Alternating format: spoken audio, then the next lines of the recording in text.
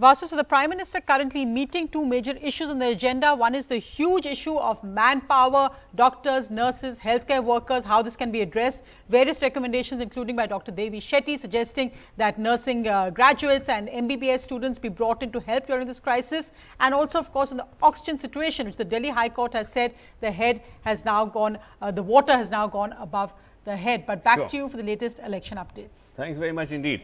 Okay, let's just now get you all the states as they stand at the moment. We just ran you through all the different breakup between the postal leads and the round leads. Basically, it's still 60-70% postal leads in most cases. But anyway, with that caveat, this is what it looks like right now. In West Bengal, 255 leads. The TMC is ahead in 134. The BJP is ahead at 117. At the moment, the TMC is just dropping 2 from 2019, which is better than earlier. It was dropping 9. When we looked at the comparison between the postal leads and the actual round leads, the TMC is actually ahead there. So that's the breakup in West Bengal, with the caveat that still about 90% of this is still postal leads. I'll just go across to my colleague Monadeepa in a second. Let's just quickly run through all the other states first and then come back to Monadeepa. Let's go to the next state now and look at what is happening there. And this is Tamil Nadu. Here again you have leads of 201 out of 234. The DMK is ahead at 107. The ADMK is at 90. The DMK is leading by 21. ADMK and allies have dropped 25. But again, this is still almost 63% postal votes. So it's a little better in terms of the percentage of round leads versus postal ballots. Let's now look at Kerala, which is coming up next. And here, out of, well, you have leads actually, postal leads, of course, mostly, but of all 140, the LDF is comfortably past the halfway mark at the moment, just with postal ballots. It's at 78.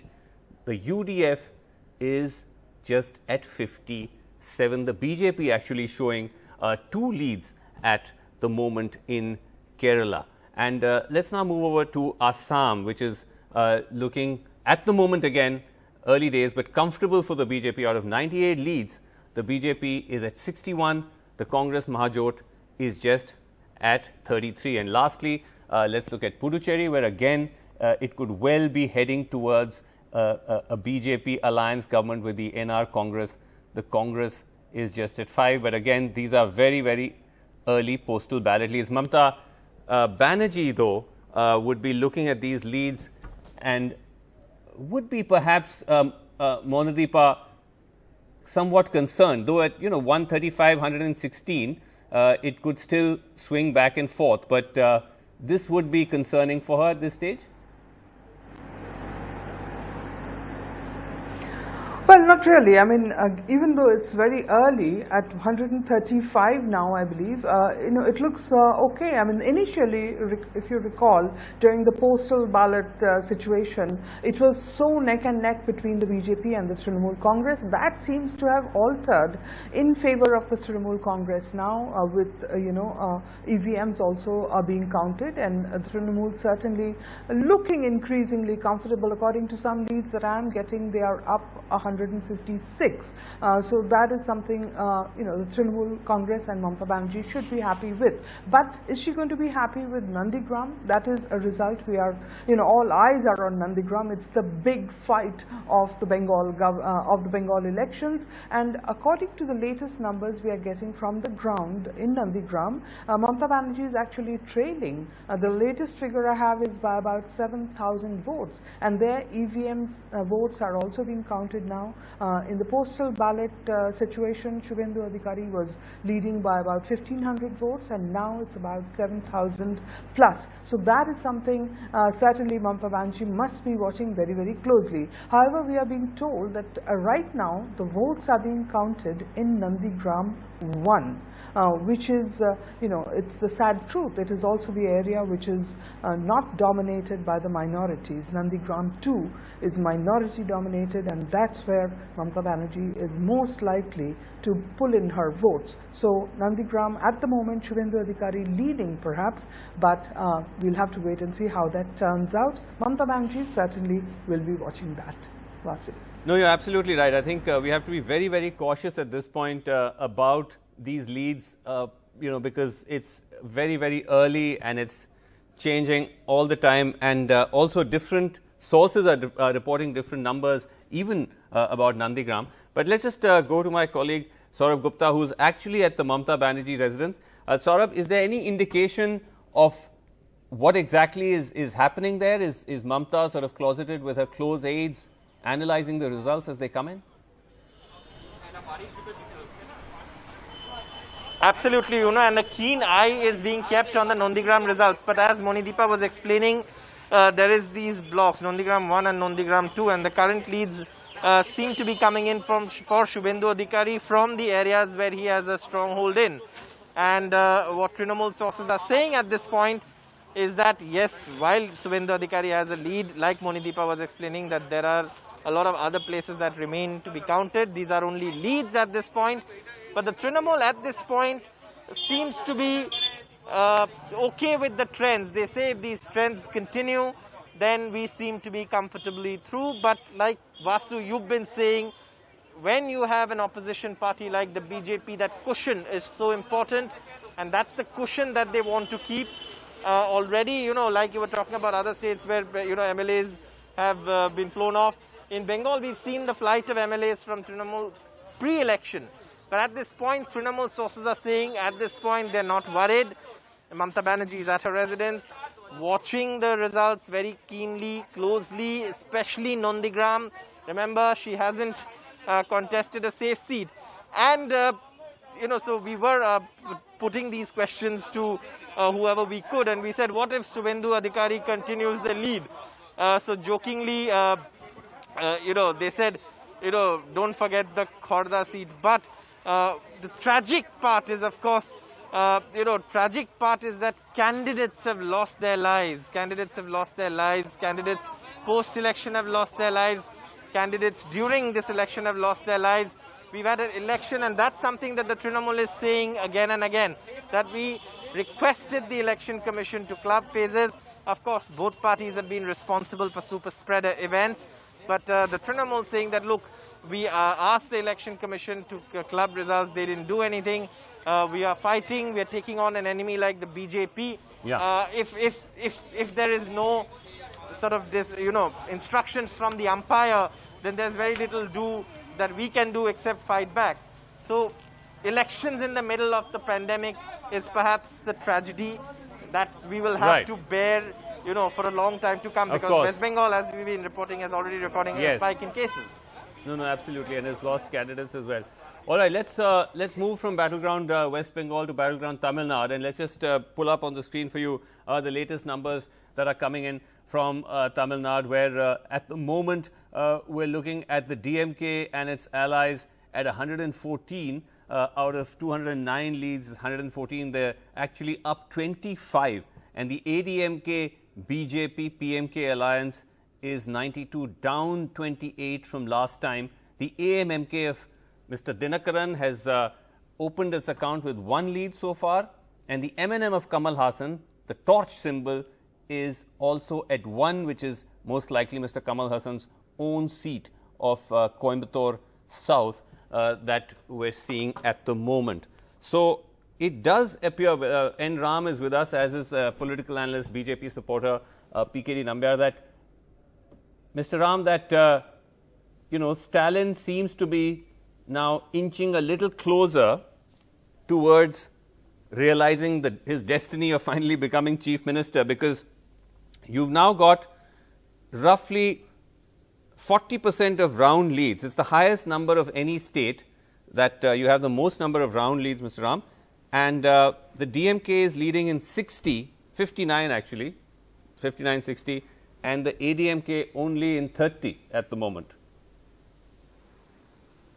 Yes, I think the DMK is pulling away, and I think you'll see this gap probably widen as we go on, as more votes are counted from your own split. And also looking at some of the other channels. Of course, I rely more on your data because you have more, you're ahead.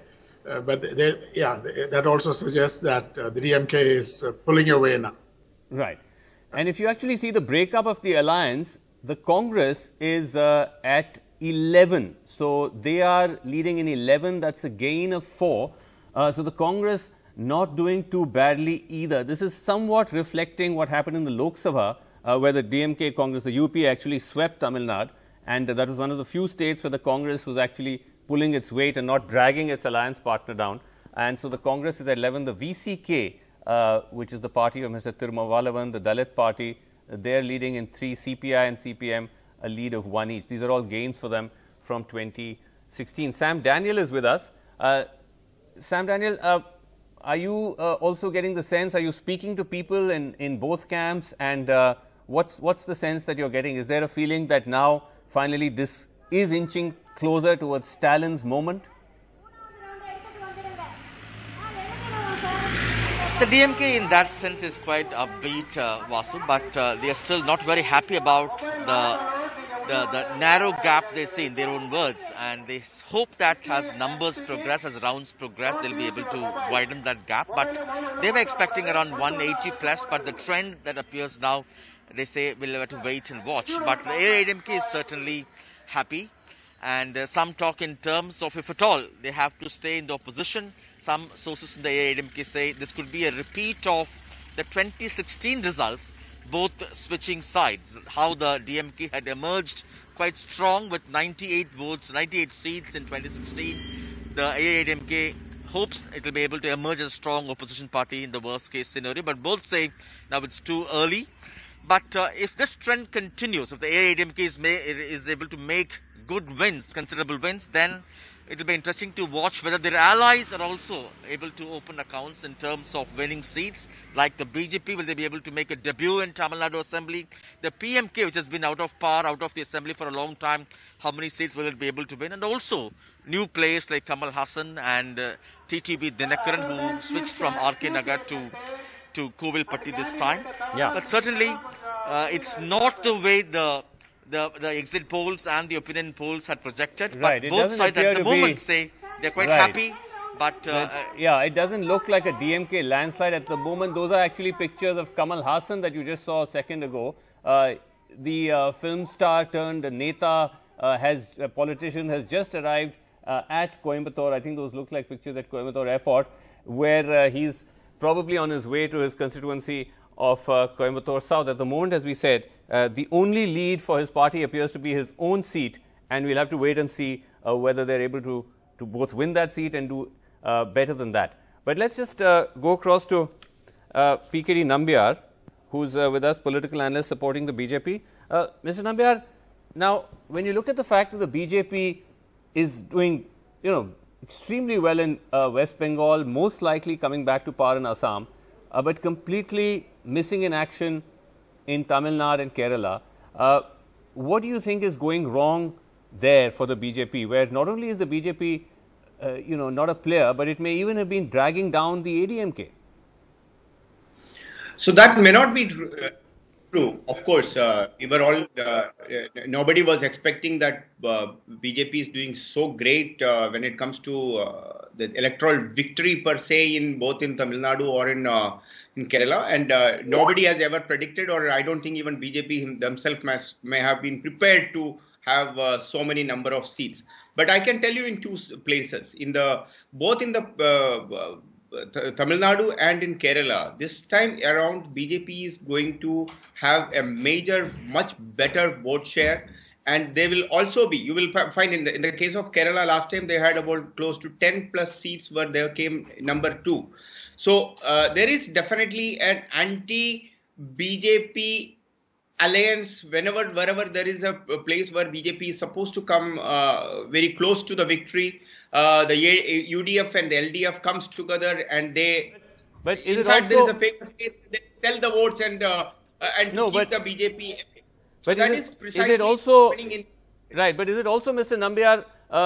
Does it also expose, in a sense, the BJP's limitations, that it's not able to move out of this kind of Hindi belt Hindutva politics, even in the south, where in states like Tamil Nadu and Kerala, there's not much traction? It did attempt that in Tamil Nadu to try to manufacture some kind of sense of Hindu grievance around the Veil Yatra. It tried to play the Love Jihad card in Kerala.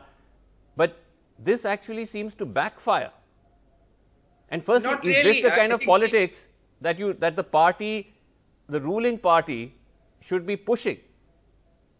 Srinivasan, just look at this.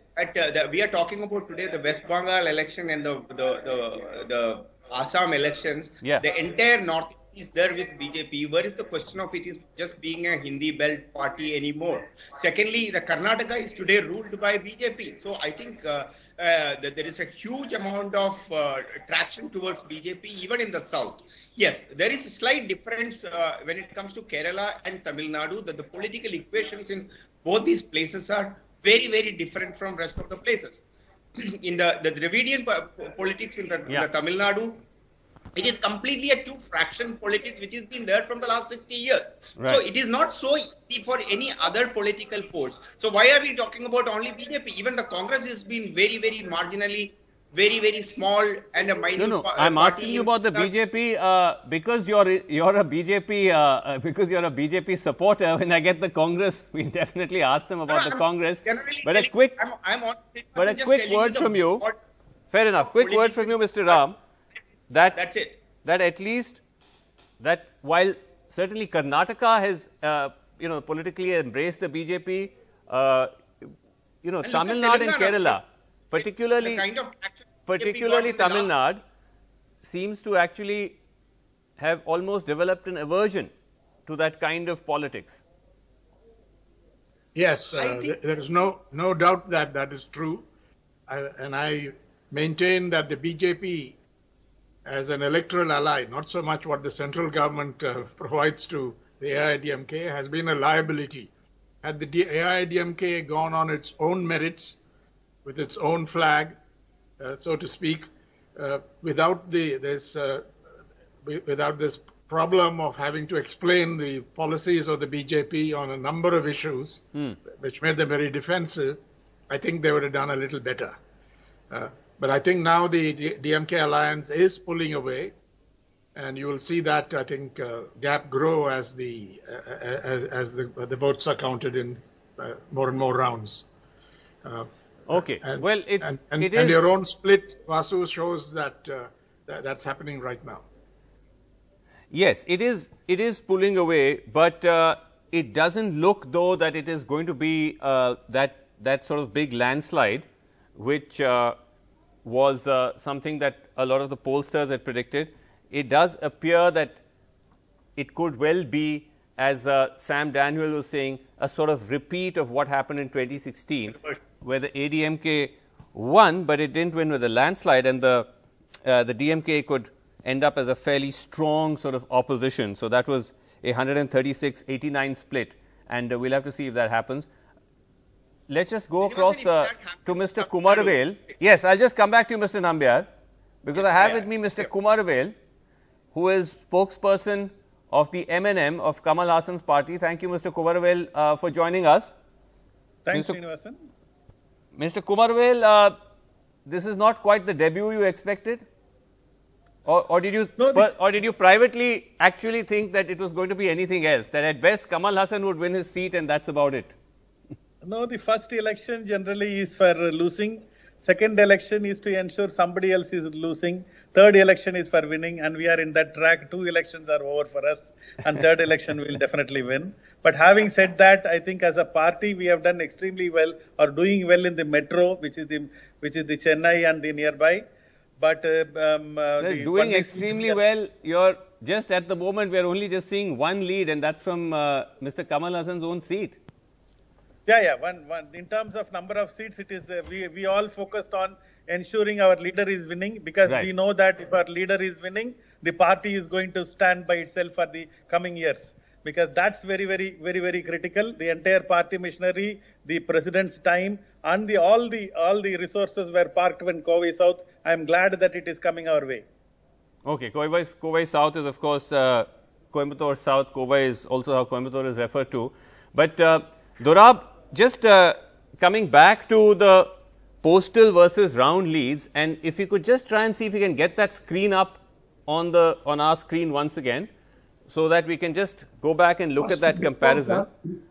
Are we seeing? Before that, can I something about? Yes, sorry. Go ahead, Dorab. Something about Tamil Nadu. Yes, go ahead. The real gainer in Tamil Nadu is the PMK. Last time they fought every single seat separately. And I remember Mr. Ambudas saying to us, Ramdas saying to us, we'll form a government. He got 0 seats. This time, he tied up with the AIDMK and is getting 12 seats. So, politicians realize the folly of their ways, because last time he fought every single seat all by himself. There was no justification. He fought and lost. This time he's fighting 23 and leading in 12. That's a pretty good strike rate of more than 50%. It's almost a better strike rate than almost anybody else, except for the DMK. Right. Yeah. Now, should we go to your charts? Yeah. Interesting.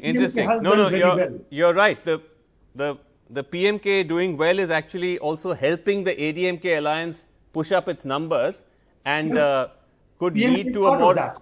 Yes, could be an honourable defeat rather than a landslide defeat. Okay, let's just look at now the postal rounds versus the actual round gap and where it stands at the moment. And let's just not start. We can start with all the states. It doesn't have to be Tamil Nadu, but we're looking at Tamil Nadu at the moment. And what we're seeing is that it's now about 50-50. So 50% are postal votes. Okay, let's start with West Bengal. It's still about 80% postal votes, but in the round leads, Dorab, you have 60 round leads. Here the TMC continues to consolidate itself, 34-22. Yes, it does. Yeah. So that's... And also, some people say that the postal votes are more likely to be BJP votes. In that case, the situation becomes even worse. For the TMC is leading.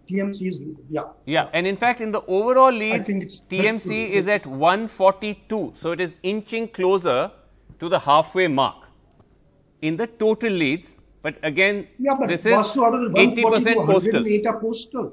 Yeah, I know. I'm just saying. That's almost 57% postal. Yeah.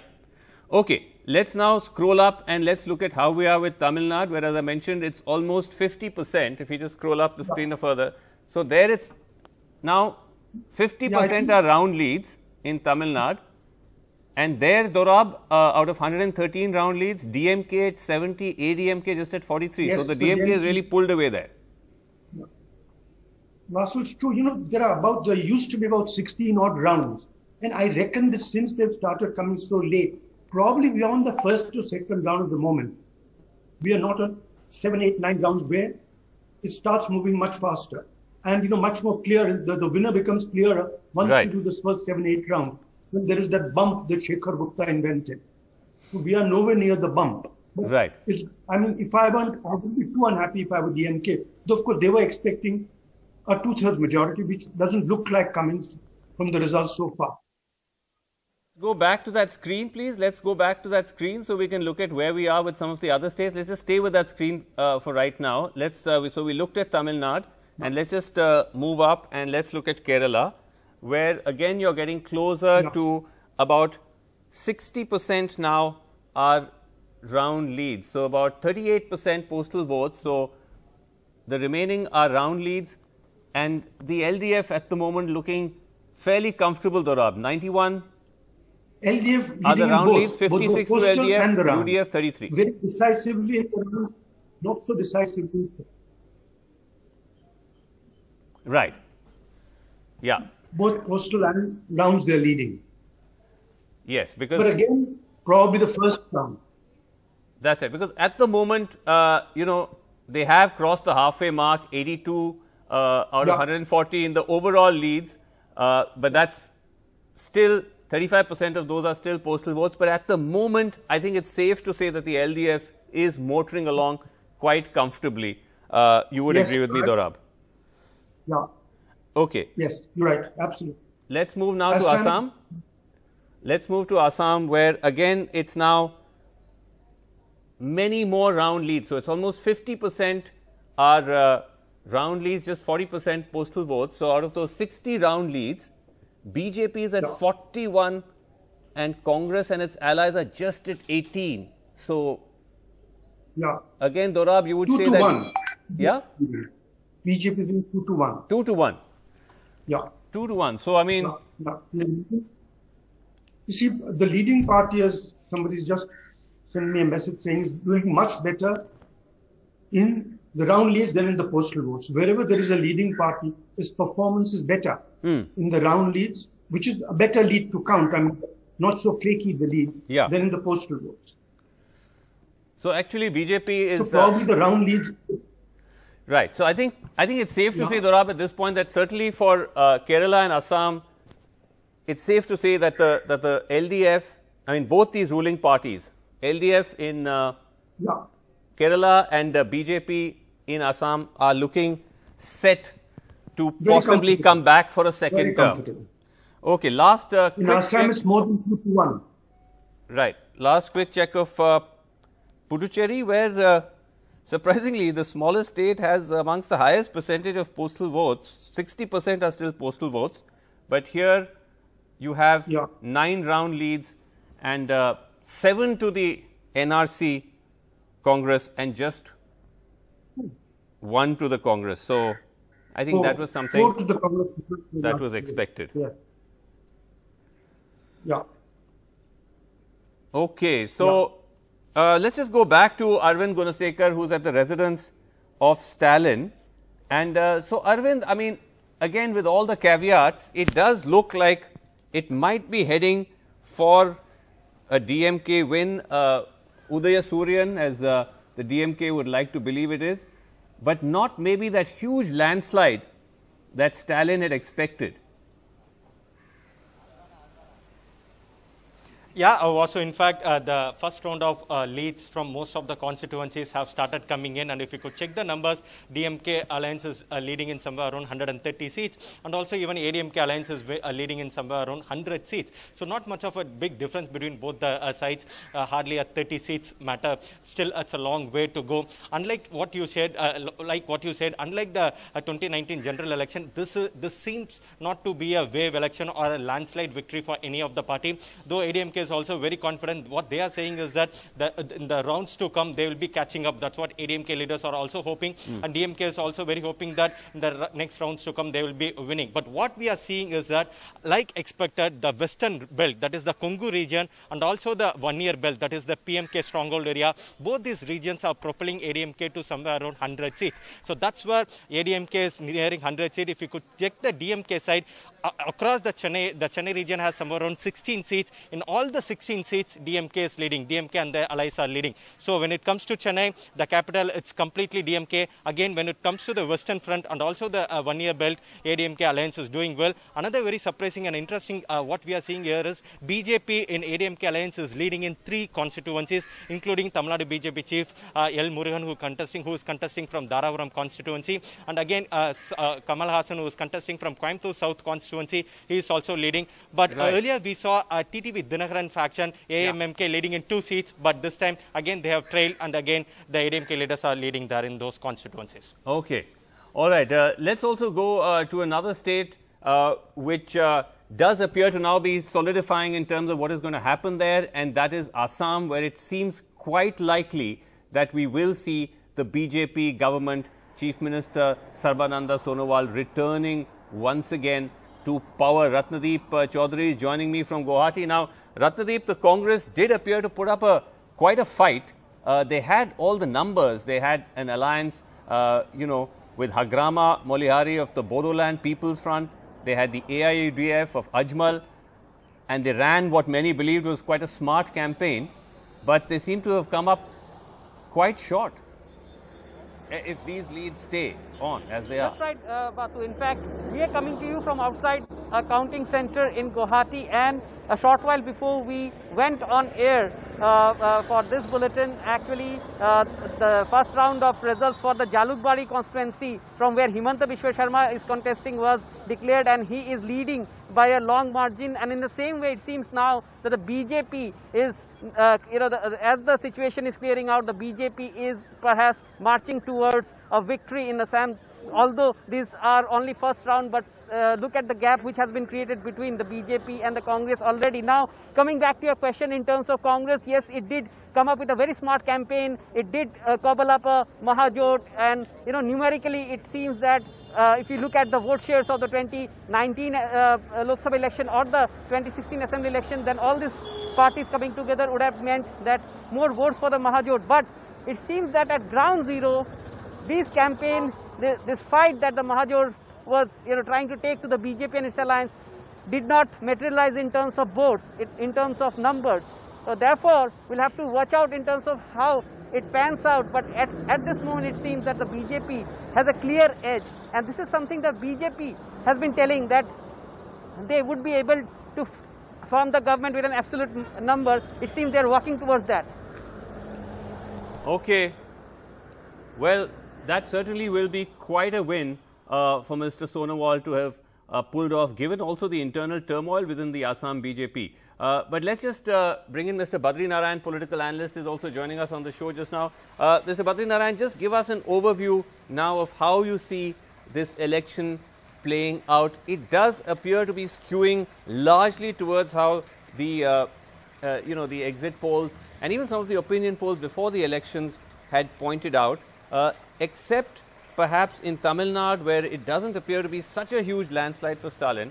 But overall, it does appear to indicate BJP most likely in Assam, DMK most likely in Tamil Nadu, the left coming back in quite a big way, it appears, in Kerala. West Bengal, I would say we need to be a little careful about. But at the moment, Trinamool is at 147. By the way, it's at 147. This is very close to the reduced halfway mark, because remember, 2 MLAs tragically died, 2 candidates died. And so the strength of the house has come down. And Trinamool is now actually at 153. So again, this is still, I think, reporting about 70% postal votes. So it's still a lot of postal votes. But with that caveat, the Trinamool is at 153. So in that sense, just at the moment, again, just to say that with all the caveats, that it is past the halfway mark of 148. Yeah, you are true that all these results of the various 5 states shows that the opinion polls and the exit polls, the directions suggested by them, are proving that. First thing. Secondly, all these result of all these 5 elections says 2 things. One is it's a kind of the BJP is returning well in the Assam. That's its power in Assam. And West Bengal is a very close fight. It's like knocking the doors. Yeah. And it's a very long-term desire and dreams of the BJP to establish ideological has been a victory in the Bengal. So either win or not win, if they give such kind of very close fight, is telling that they will think themselves as a victorious even after losing the election. So it's a losing but winning. This goes together because it's not only this winning the power; it's winning the ideology also. Yes. And this Kerala case is very interesting. Always we have long traditions of changing regime after 5 years, but this time their left is going to retain this power. It shows the trends which we have observed in other states, where the chief ministers continue, the party continue again in other elections, is also going to happen in the Kerala. So first narrative is the Hindutva consciousness, which was evolving since long time in Bengal, now got its political manifestations. Sure. In Kerala, it's out of the ground, but it has not yet culminated in the political victory. Yes. In Tamil Nadu, they are trying to inroads, but the Stalin victory tells that even regional arguments has its own power. And you need to root your bigger ideology with the regional stories or Mati Pani of that region, and I think the Stalin victory is telling that they have a strong grip on the Mati Pani of that land. Very interesting. So at the moment, as we speak, the TMC is hovering in the 150, 151 range. So again, it is still reporting. I'm just quickly checking our page. Dorab, it's still 60% postal votes in West Bengal. So these are only 40% round leads. But with that caveat, TMC is now hitting that 150 odd zone and it's just dropping only 4 from 2019. BJP is gaining only 5. See, Vasu, there's one more thing we need to look yes, at. sorry. Is that Go ahead, the Dora. ground leads that are coming from, are they coming from the strongholds of the BJP? We see the problem is the distribution. But what you're saying essentially makes sense that the TMC, which appeared to be losing ground, appears to be gaining ground now and moving past the majority mark. The question is, when the 186 postal leads that still exist get converted into actual round leads. Yeah. But the only worry for the TMC would be that if this gap doesn't widen, if it turns out to be a tight win, that is something that could be a worry, because that makes it vulnerable. That makes it vulnerable. And I think they'll be looking very... Vulnerable to what? Vulnerable to... okay, I see. Poaching. Dorab, you were asking a real question or was that a rhetorical question? To steal. Vulnerable to stealing. Yeah. To theft. Okay. Operation Kamal, part, I don't know, 10. We lost count of the number of Operation Kamal. So that's a... Mr. Ram? Just give me 10 seconds, please. Yes, go ahead, Dorab. Go ahead, Dorab. You know, in the old days, members of parliament in Britain used to be called laughingly men of the people. Now in India, there used to be men of principle with an A-L, L-E, and now the men of principle, P-R-I-N-C-I-P-A-L, which yields interest. Men of principle with an L-E, they have become men of principle. Right. So obviously the sales open. Right. Mr. Ram, would that be a concern for Mamata Banerjee as she's looking at these numbers, that it's not good enough in today's, with this BJP, of just being able to get past the halfway mark? You need that buffer. I've been saying this all morning. You need that buffer. At the moment it's not there. It may yet materialize, but right now it's quite tight. Yeah, I think it won't be that easy to steal those numbers. You take them away, to buy them, or use whatever methods to intimidate them, to bring fear. I don't think it's going to be that easy, because I think there will be some kind of awareness all over, and it'll look even more scandalous than it was last time. So I think it's not a given. Okay, I mean, we have to remember though that the TMC witnessed a heavy exodus just before and in the run-up, and in fact during the elections. They lost anywhere close to at least 24 of its leaders, including multiple MLAs. So it's not, I'm not sure if I'm so optimistic as you are that there is not likely to be that kind of possible sort of jod tod or horse trading. But Mr. Nambiar wants to come in. Mr. Nambiar, is the BJP already looking at these numbers, and are already some phone calls going out? One thing I'll tell you, I don't know why this people talk about Operation Kamal and stealing away and etc. The reason being is the political party's duty to make sure that that you break the other party. Putting all their people together. If you are not able to bring the aspiration of your own leaders and blaming other parties of poaching, that is something like a very, very kiddish argument. Come, Mr. Nambiar. Party which is in power is not able to garner its own leaders together. So how can you even put any other party, for that matter, or BJP or anybody else? No, but Mr. Nambiar, is that mean are we being that naive when you have the agencies? That alone shows that the party is so weak, internally so weak.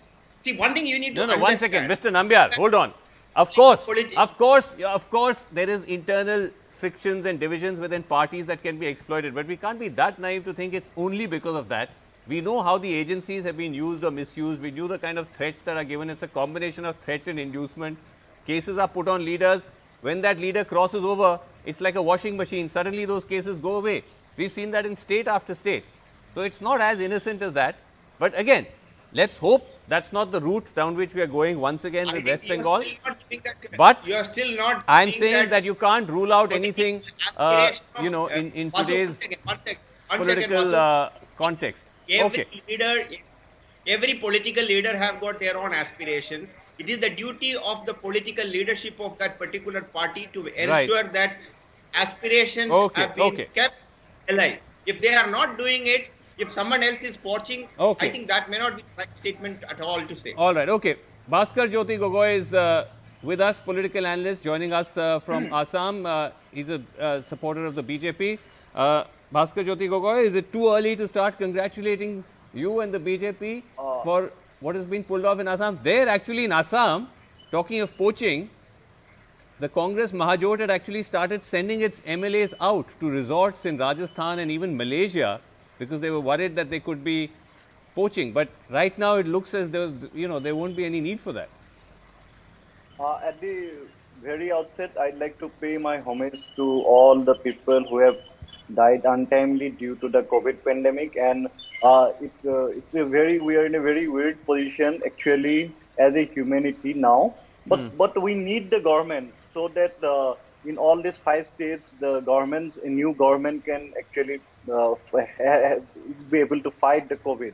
So coming to Assam, I have been predicting well ahead that there is a tsunami of BJP in the first phase. You will see it once the another 3-4 rounds go on. Especially in the first phase, there is a huge tsunami of BJP. And in the second and third phase, where Congress and AIDF has done some bit of good work, so it will not, but we have to wait for some time. It will be around 12 to 1:30 p.m. But it's quite remarkable, because Bhaskar Jyoti, it was quite remarkable because the BJP went into this election. It didn't look like the happiest house. Your top 2 leaders were fighting. Himanta Biswas and Sarbanand Sonowal were at loggerheads. Himanta actually decided, hold on, he decided to contest at the last minute, which further set the cat among the pigeons. On top of that, you had anti-incumbency. On top of that, you had a bit of an anti-CA sentiment and a strong Congress campaign and the alliance. And yet, this is the number that is coming on the screen. BJP was in a back foot after the anti-car protest, but it did well with all the benefits and the good work. And during the COVID time, Dr. Himanta Biswa Sarma actually took a big some steps. He went to the hospitals, he went to the COVID wards. Yeah. So Assam was more or less protected, and I think there are returns for that. Right. So if there, I can safely say there is a kind of Himanta wave basically in Assam. So because he has been campaigning throughout all a Himanta wave. Yes. Really? Yes. Bhaskar, I know you're. I know that you're a Himanta. Is it correct to say you're a fan of Himanta? You work closely with him, but a Himanta wave. That's the streets of Assam, quite a statement. Mama.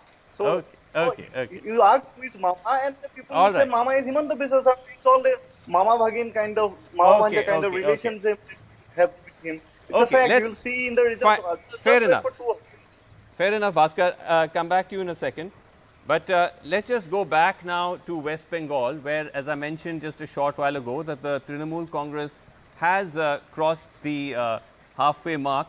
In fact, it's gone beyond that in the early leads, given the caveat that these are still a big chunk, a large percentage, I'd say, I think close to now around 60% are still postal votes. So, with that caveat, the TMC is actually at 158, which is 10 over the halfway mark. The BJP is at 128. The TMC is down 5 from 2019. These are, from 2019 Lok Sabha by Vidhan Sabha.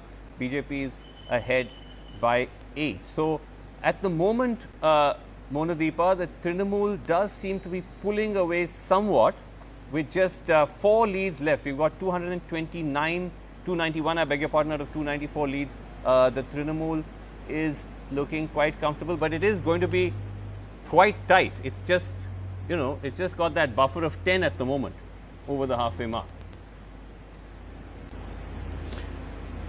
Well, there are some significant,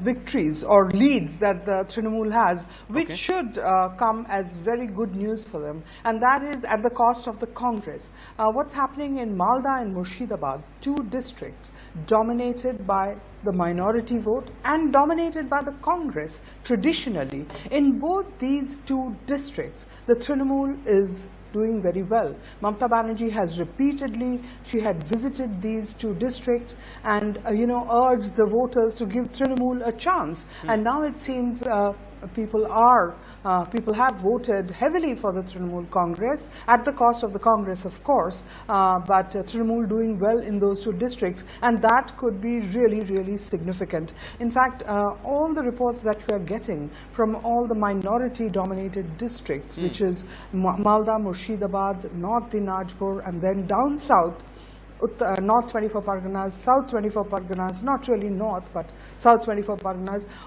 in all these districts, there seems to have been a consolidation and the Trinamool definitely benefiting from that. In fact, there are analysts who are telling me that the way things are going, Trinamool can actually look forward to crossing the 200 mark. Too early, of course, to say anything concrete in this matter. The BJP is still saying it's too early to really take a call in the matter. But Trinamool at the moment looking comfortable, except for that Nandigram seat, and we are watching that very closely. Mamata Banerjee trailing at last count, but then that's only one block of Nandigram, another remains to be counted. Okay, let's at this point, actually, I think it's safe to say that at this point, let's just go through, Dorab, all the states, and I think it's safe now to start making somewhat of a forecast, and we will just take it state by state as we look first at West Bengal, where the Trinamool Congress has crossed the halfway mark, and at this point, if these leads continue, could well end up coming to par once again, albeit with a considerably reduced number. So that is as far as West Bengal is concerned. Let's now look at Tamil Nadu. I think Tamil Nadu, now we have leads of all 234 seats, and I think now a substantial number of these, I assume, would be actual round leads. And here, I think you can say that the DMK alliance is set to form the government. MK Stalin finally able to realize his destiny as chief minister. Yes. Vasu, but the DMK on its own is unlikely to get a majority, which will be a bit of a blow for Mr. Stalin, because with 180, he would have got a majority on his own. Right. Now he's getting a majority with his allies. Right. So it's actually going to be a full alliance, UPA alliance. That's the breakup there for you, Dorab. DMK 116, Congress at 15, VCK 4, CPM and CPI together 4. So you're right that it's not been that huge landslide as perhaps Stalin would have liked. It will be very much a sort of an alliance government in Tamil Nadu, with MK Stalin finally being able to ascend to the throne. Kerala.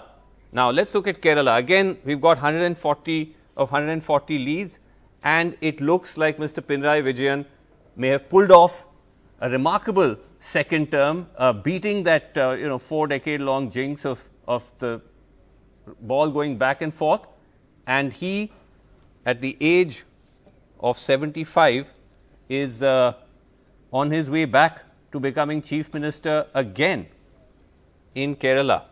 And Vasu, yes, I wish you wouldn't mention age, because Mr. Achyutanandan was hitting 90 when he became chief minister. So in Kerala, age doesn't matter.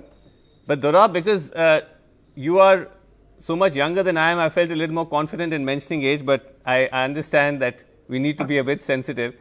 But let's look at Assam now, where again we've got leads of Dorab 126, we've got 121 leads, and the NDA, the BJP of Mr. Sonowal is 81. So it's a huge win, and the Congress has fallen quite short despite putting up a stiff campaign. The Gandhi siblings actually did about a dozen rallies together, went all out, but it doesn't seem to have worked. And in Puducherry, it could well become the first state where the BJP now is part of being able to actually part of an alliance government there in that sort of Tamil Nadu region, Puducherry, NRC is set to form the government and the Congress losing majority there. So Dorab, that's the picture now which seems to be solidifying.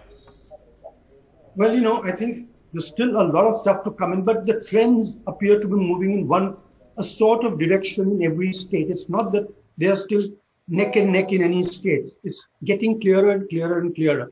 If this continues, I think what you just said makes sense. It is going to happen.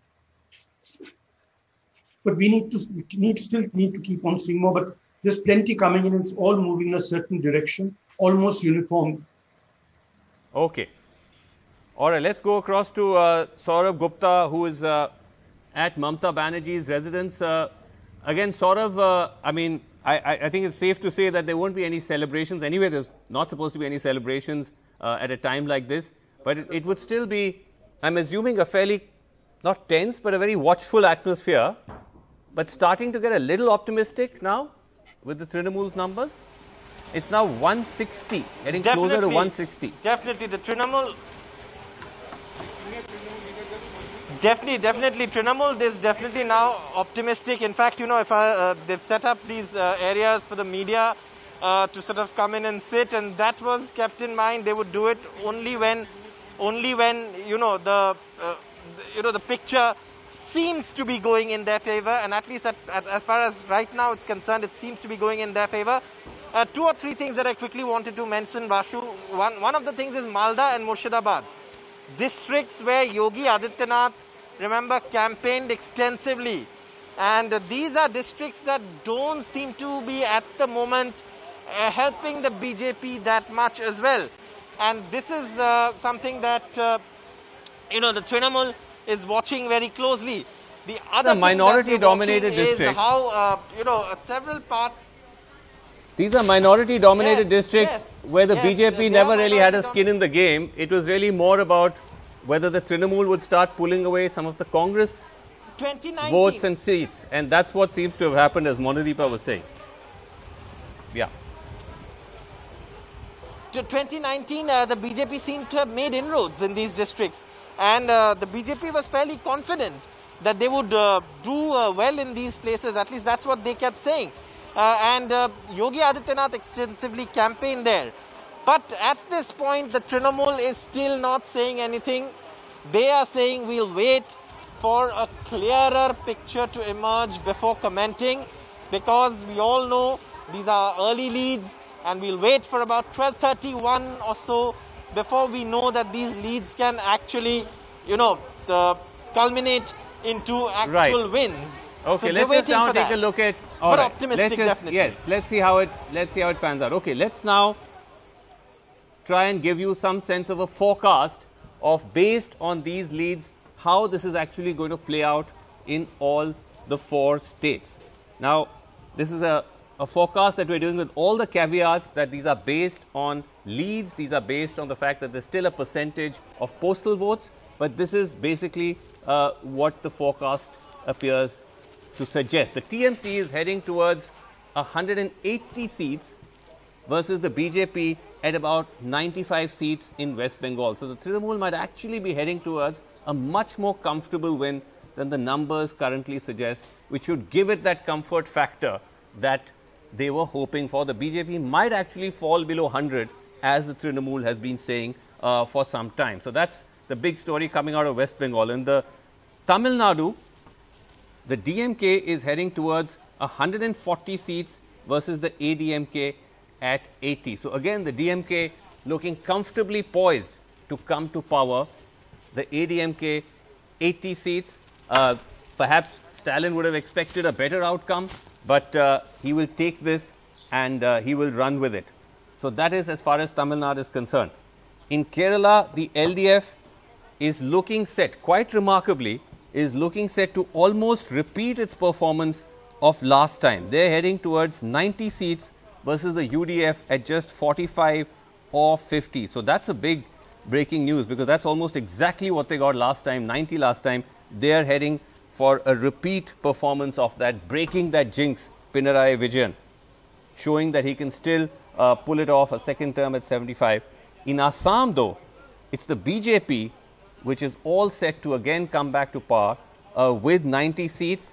The Congress Mahajot, despite having the numbers, despite putting up a fight, is going to most likely fall short. So, if these numbers are true, the BJP might actually be improving its position in Assam over last time. So, this is what it's looking at right now, Dorab. Again, lots of caveats that, the postal votes are still being counted. There are still early rounds that we're looking at as far as the main rounds are concerned. So, these numbers could change, but it's broadly, Dorab, heading in this direction. Okay. We'll come back to Dorab in just a second, but let's just go across now to Monadeepa Banerjee, who has a hand up. Yes, Monadeepa, yes.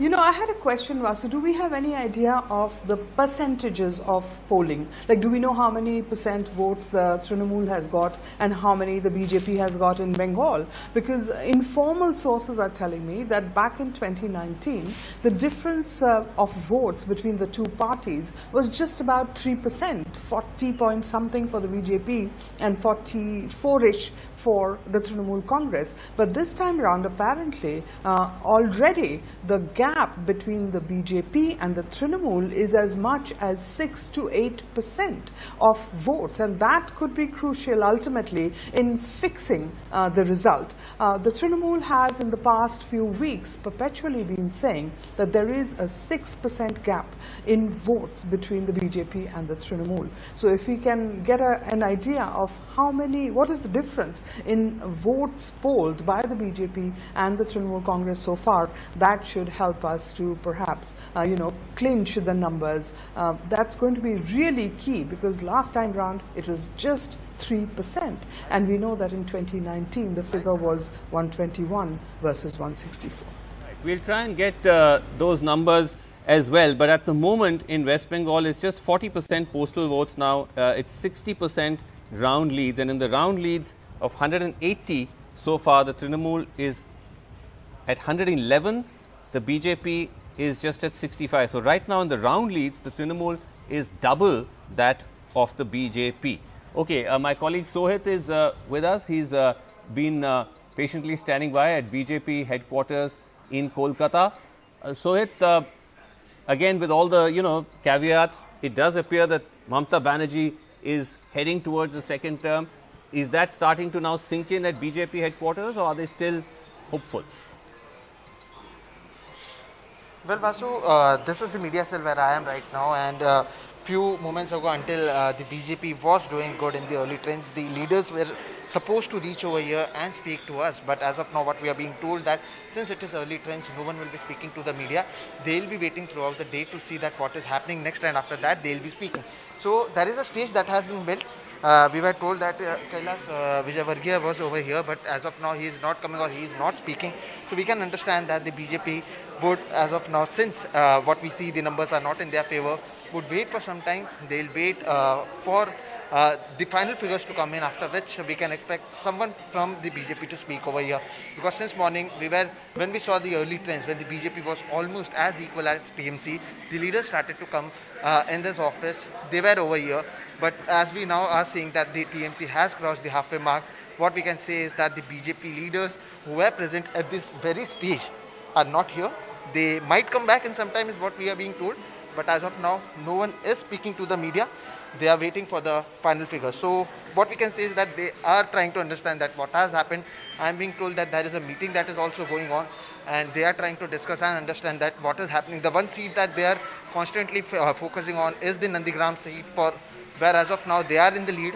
They'll wait for that as well. But as of now, what we can say, Vasu, is no one is speaking, waiting for the final figures or the picture to get more clear. And that's the reason we are sitting over here expecting that someone will come with some reaction and waiting for them to reach over here. Right. Okay. So we'll wait to hear from the BJP as and when they decide to speak. Yes, Saurabh, you had a quick point to make. Yes. Yes, so we were, actually everyone's been trying to get insights from what's happening at Mamata Banerjee's residence, but the only tweet today that she's tweeted is something that we could perhaps take note of. It's also the birth centenary of, film legend director Satyajit Ray, and she's only tweeted to, say that Satyajit Ray had 100. Right. And but what many are saying that perhaps we could expect some of the Trinamool leaders to come out in a short bit from now and perhaps react to the initial trends. Right. Okay. The interesting thing here is, Mr. Ram, that you've got now 3 states where you are seeing the incumbent come back to power. So, this idea of anti-incumbency of anger, you're seeing in at least 3 states that appears not to be working. Obviously, each state will have its own complex set of factors. But one thing, Mr. Ram, that does seem to unite these states in a sense as a common thread is the politics of welfare, and particularly cash transfer, which I don't think gets spoken about enough. And we've seen that in West Bengal, where Mamata Banerjee has an extensive web of cash transfer schemes, from schemes for unmarried young girls to prevent them from early marriage to, adolescent teenagers to early mothers in early stages of pregnancy. Pinarayi Vijayan repeatedly speaks about how he's increased the social pension from 600 rupees to 1600 rupees. And even in Assam, Mr. Ram, the BJP actually towards the very end, when the elections were beginning, announced a slew of cash transfer schemes, bicycles to school students, girls school students who do well. So that's something which has become an sort of an effective instrument in diffusing some of that anti-incumbency sentiment. Yes, I think that's true, and but I think it also depends on the level of unemployment and the ability of the government to deliver jobs. There was a book out in Tamil Nadu recently which looked at what they call the Dravidian model, where you combine welfare measures, rather extensive, ambitious welfare measures with a certain level of development. Yes. And the authors claim that Tamil Nadu is almost unique in this respect. That aside, I think definitely the importance of welfare measures is increasing. But with the caveat that if you don't have industrial growth, if you don't create jobs, then I think you may suffer. By the way, on Tamil Nadu, I think I don't agree with Dora, my friend, that the DMK will not get a majority. It looks like they are heading towards a majority, and right now, if you can guess, the results seem to indicate they may end up with between 150 and 160. That's not 140.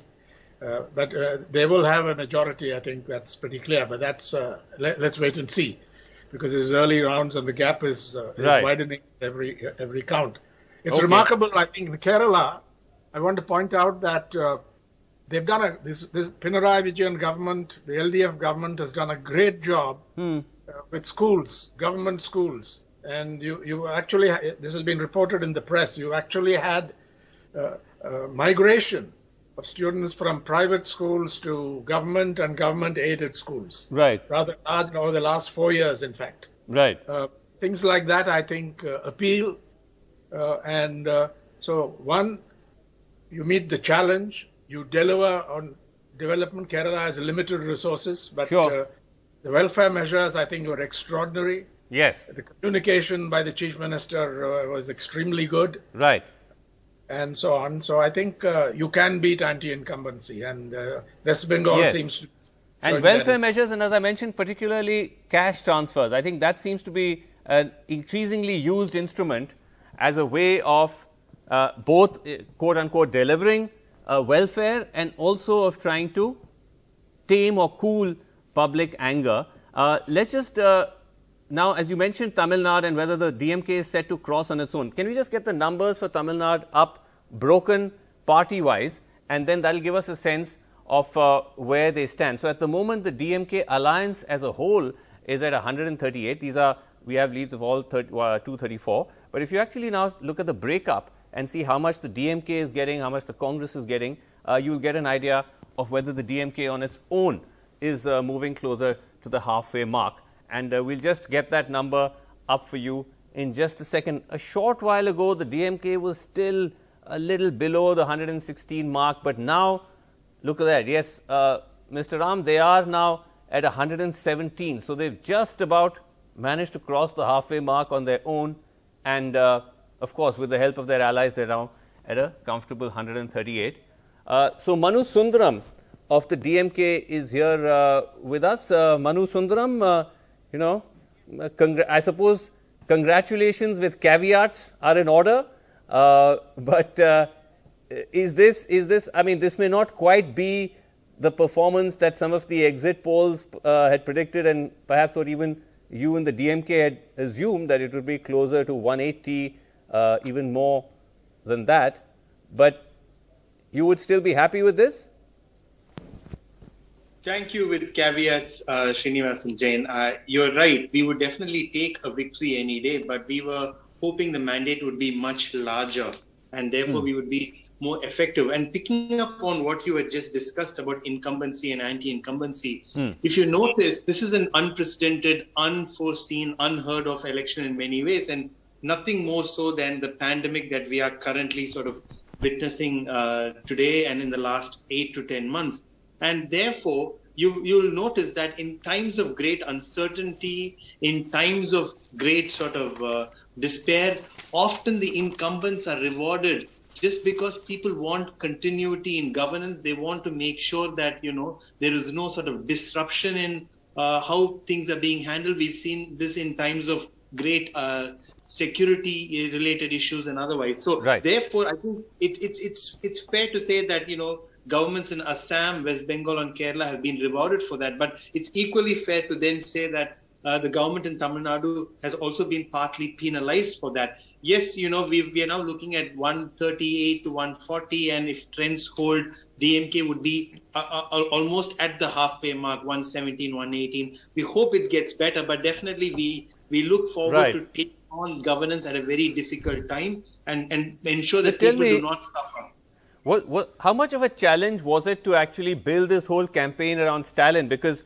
you know, at the end of the day, with all respect, at the age of 68, to sort of rebrand Stalin and position him as this leader whose time has come would have been, you know, quite a task, because he's been around for a long time. He's paid his dues from being an MLA to being the mayor of Chennai, you know, cabinet minister in the state cabinet, deputy chief minister. But to sort of, you know, position him as this leader whose time has finally come, was that a challenge? I know you had help from Prashant Kishore and his team.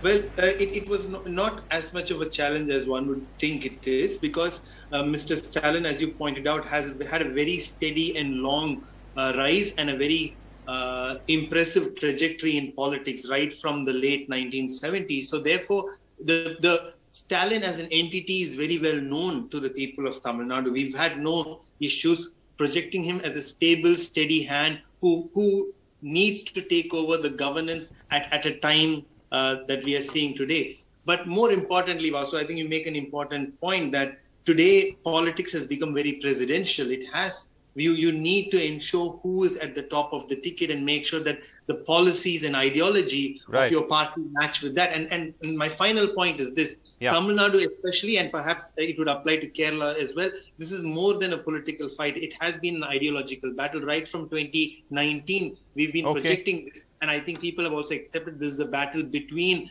BJP and BJP controlled forces, and perhaps you could say the Dravidian forces, picking up on what Mr. N. Ram had said. So therefore, this is a very different battle to perhaps in some other states that we may have seen. And I think that also holds good for us, because Mr. Stalin is the ultimate projection of the Dravidian ideology for us today in the state of Tamil Nadu. And it's a sort of a rallying point for anti-BJP, anti-Hindutva and anti-fascist forces as well. Okay, that's that's quite a lot. But let's just go back to our forecast and just look once again at what all these numbers at the moment are building up towards and what it is projecting towards. So, as we mentioned earlier, that in West Bengal, it's actually now looking like the TMC could end up with 180 plus. The BJP could be in the range of 95 to 105. That could be the projection for West Bengal, with the caveats that these numbers could change as you start getting, reports from additional rounds and as the percentage of postal votes keeps coming down. Now, let's look at Tamil Nadu, where again the forecast is the DMK heading towards 140 plus seats, well over the halfway mark of 116, the ADMK down to just 80 seats. That's the big breaking news coming in. For Assam, the BJP comfortably in the saddle at 90 plus, perhaps doing even better than last time, with the Congress just at 33 plus seats, Congress and allies. And in Kerala, again, it's the return of Pinarayi Vijayan with a remarkable performance, 90 seats there, the UDF falling short of just 45-50 seats. So you at least have 3 chief ministers in West Bengal, in Assam and in Tamil Nadu, most likely coming back. I beg your pardon, not in Tamil Nadu, in West Bengal, in Assam and in Kerala, and a change of government in Tamil Nadu. Let's just go across live to Sam Daniel, who's joining us from DMK headquarters. Sam, is there any, are you seeing any activity or anything which at all is reflecting the numbers that we're seeing, that it's now quite likely to be M.K. Stalin as Chief Minister? That's right, Vasu. Already at least a few hundred party workers have gathered at the DMK headquarters. No celebration, but certainly they are cheering, sloganeering. And with me, the DMK spokesperson and MP, Mr. T.K.S. Elangovan. So thank you so much for your time. Congratulations. It looks like the DMK is all set to form the government in Tamil Nadu. But are the numbers disappointing to you? It seems it may be around 140 plus. No, my expectation is around 180. Because in the initial stages, there were the postal votes which were counted earlier. And we had our own doubts because postal vote, we said that 80 plus people should not be given postal votes. But the government, the election commission had given it. So under threat or under pressure, those people would have voted for the ruling party. So when the polling first stage, second round, third round goes on, I think we will get more victories, and my expectation is around 180 plus. Okay. Not less than. When do you think you are forming the government? Maybe in the coming week, because victory, the MLA should get their victory certificates and then assemble here, elect their leader. There are procedures. The government, the incumbent government should resign. The governor should call us, and we will fix a date and Is it in a sense a repeat of the 2016 verdict but switching sides? The AIADMK is emerging to be a stronger opposition the way you did last time. I don't expect that. The ADMK will get lesser number of seats than what is now shown in the channel. They will not cross even 40. That is my. And is it a vote for the DMK or is it a vote against the BJP? How do you interpret it? It is a vote for the change in governments in the state. People have wanted a change in the present government, and they are totally against the government of India and BJP government. So on both counts, they have voted for DMK. And how much of this would you attribute to Prashant Kishore's strategy? No, he had projected our leader in a better way, and he had done his work successfully. And what will be the top priority for your government, sir? COVID is again, the numbers are rising in Tamil Nadu, both in terms of death count and in terms of positive cases. Chennai is turning into a hub now, 5,000 plus cases. Yes, that is our first priority, and both the state and the central government had failed in controlling COVID. We will see that the situation changes and people get proper treatment and go home early. We will ensure the health safety of our people. Will the swearing in be a kind of a grand affair, or does the party look at a very low profile? It depends on the situation at that time, because now with the COVID period, we will, I think our leader, as he said today, that we will enjoy the victory from our homes. He will do something, he will issue a statement in that regard. But Mr. Stalin also have a deputy chief minister, as he himself was deputy. I can't speak on the cabinet formation, that is too early. Lastly, were political parties like the DMK also in a way responsible for the spike in numbers? During the campaign, you had large gatherings with no COVID norms being followed. You're right, but a campaign is a campaign. We can't stop people from coming and meeting the leaders. But our campaign was restricted and we did not go. It is the public, common public who had come to attend Mr. Stalin's meeting. So we cannot blame the party. Right. The people wanted to listen to Mr. Stalin. They have gathered and we have, as much as possible, we have restricted the crowds. Thank you so much, and again, congratulations, Mr. Elangovan, the DMK spokesperson and MP talking to us. Vasu, it's over to you. Okay, all right. Thanks very much indeed, Sam. So the DMK there, we actually saw some pictures of some kind of celebrations, a little bit of dancing with some DMK supporters who have come out, you know, even though the EC had said that these have to be kept, I mean, virtually had said you can't actually have celebrations, but that is Indian politics for you, and you can see them holding up a poster of Stalin and breaking into a little jig at DMK headquarters in Chennai. But let's hope that that crowd doesn't swell too large.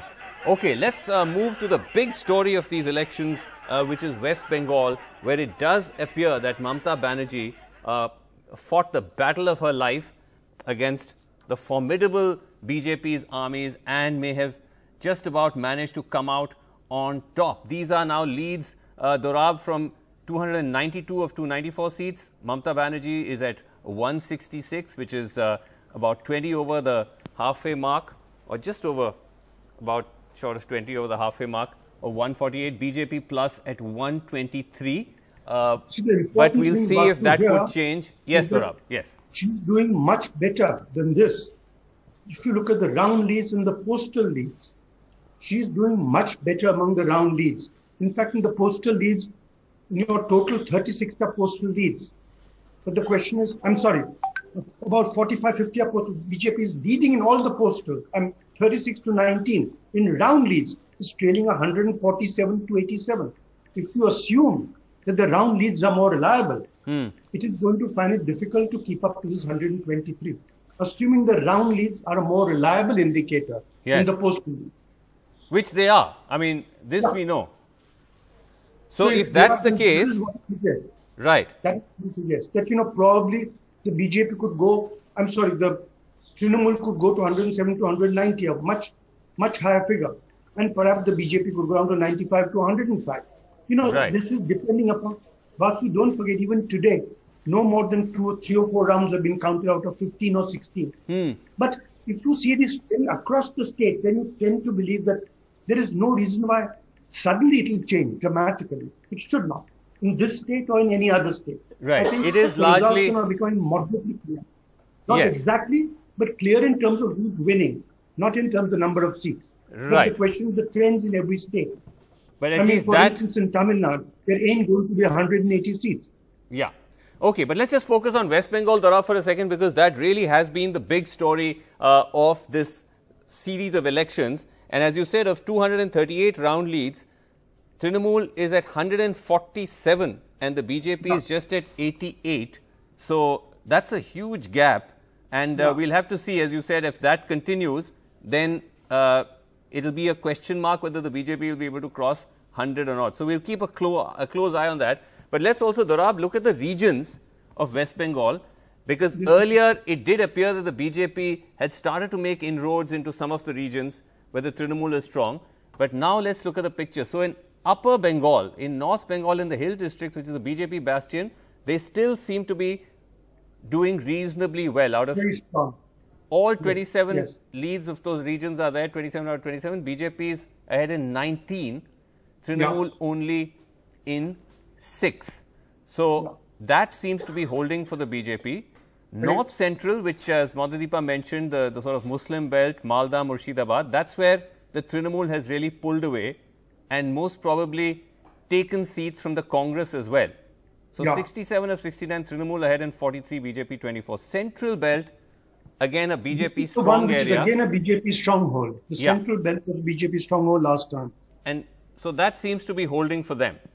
Now let's look at the suburban Kolkata region. Yes.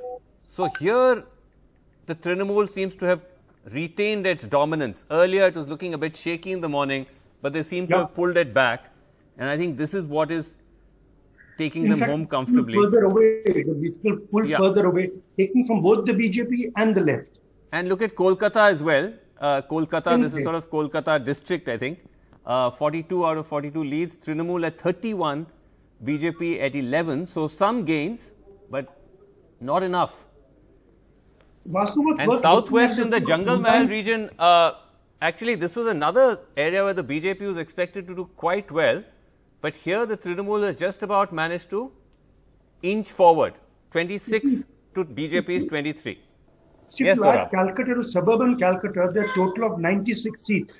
And the TMC's got 71 of those seats. I mean, that's almost an 80% strike rate. Very high strike rate. And that's what's really helping to keep them where they are. Okay.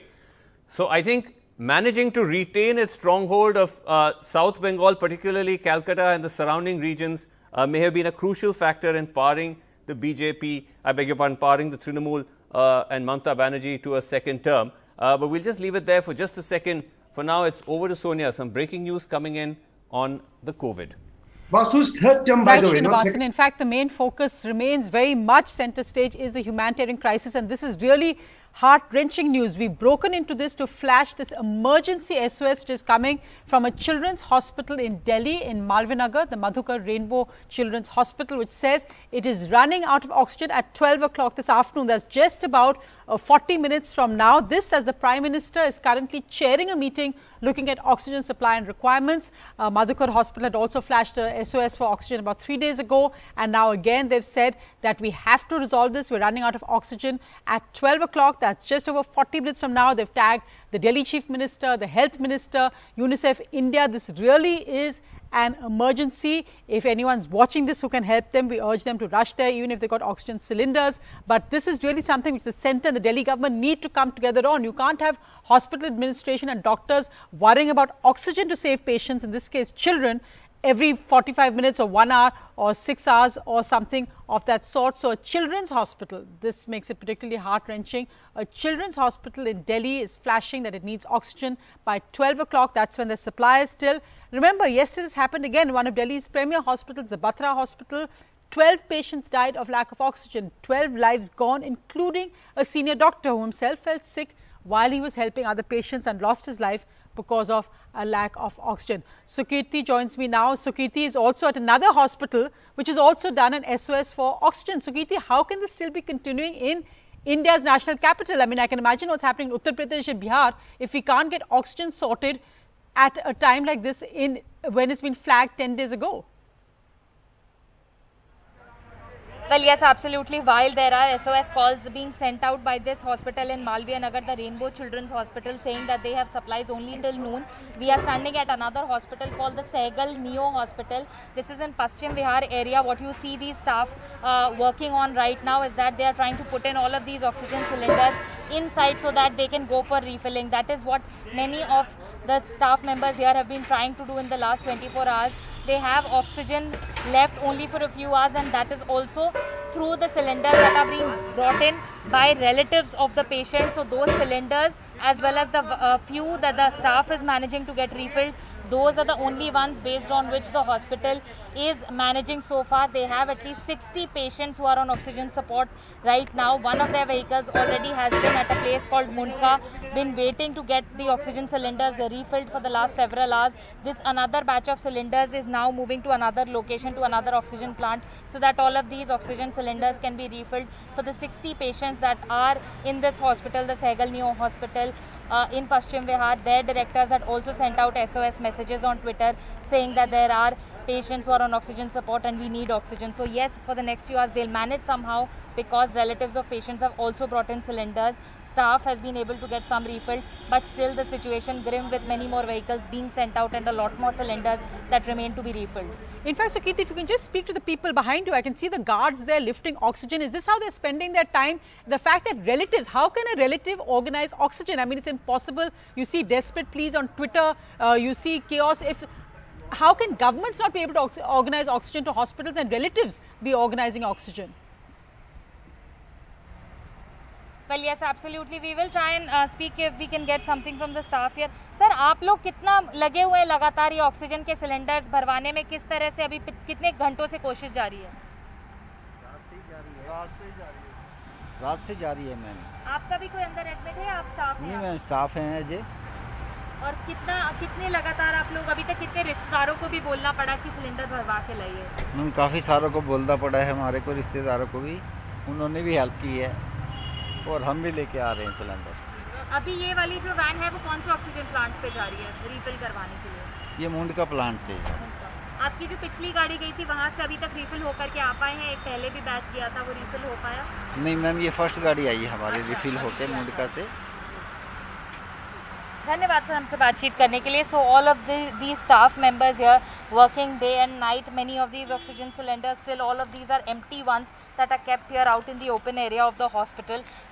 So all the staff members here, the hospital officials, trying very hard to ensure that their vehicles go out at the soonest possible time and they can get all of these oxygen cylinders refilled for at least 60 patients here who are on oxygen support, and many others like Rainbow Children's Hospital in Malviya Nagar also sending out SOS messages. And it's been more than 10 days of this crisis. There are orders issued even by the Delhi High Court to the centre to ensure sufficient supply of oxygen on ground, but the situation here, the reality here is different.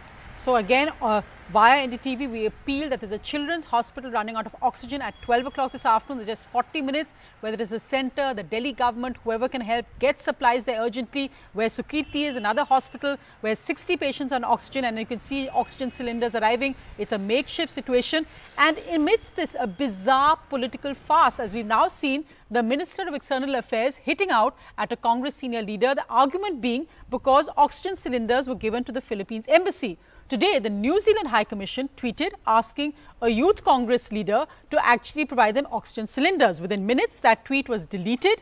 And then the New Zealand High Commission tweeted saying, we didn't want to offend anyone. We just did this because we wanted to reach out to every source possible. But the Indian Youth Congress, in the meantime, has arrived there with oxygen cylinders. They've given it to the New Zealand High Commission. The question many is asking is, why is it that a High Commission has a tweet to an opposition, a Youth Congress opposition leader asking for oxygen? This, as Mr. Jaishankar, the External Affairs Minister, and Jairam Ramesh have been in a Twitter spat with Jairam Ramesh saying that Congress is just doing this for publicity, referring to the Philippines embassy, saying that they didn't need oxygen cylinders. But here we can see the Youth Congress taking in oxygen cylinders to the New Zealand High Commission. But let's go across now also, because there's so many elections currently happening. Let's go across to Meher. There's counting also happening for Uttar Pradesh's Panchayat elections. Now, Meher joining me now from Dadri.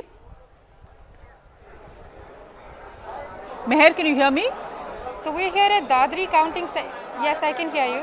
So Meher, just the question being that these elections, this counting is going on, and remember, counting in Uttar Pradesh is a huge task in our most populous state, facing the highest number of cases, deaths which are not even recorded properly. The deaths are likely underreported, and yet counting is happening. This, as the case went to the Supreme Court yesterday. What's currently happening around you? Right, so we're at Dadri Counting Centre. This is one of over 800 counting centres. As you can see, there is a small area outside for people who are here to attend the counting session. But if you look inside, the crowds are swarming. There are government teachers inside who are conducting the counting, and people who are here to see the results are swarming around them. No social distancing is being followed. This is especially concerning because teacher unions have just said that over 700 government teachers have lost their lives to COVID due to their election poll duty. And now they actually threatened to boycott counting entirely, but they didn't do it because of Supreme Court guidelines that said that strict social distancing needed to be followed at all counting sessions. But here you can see these guidelines are not actually being followed.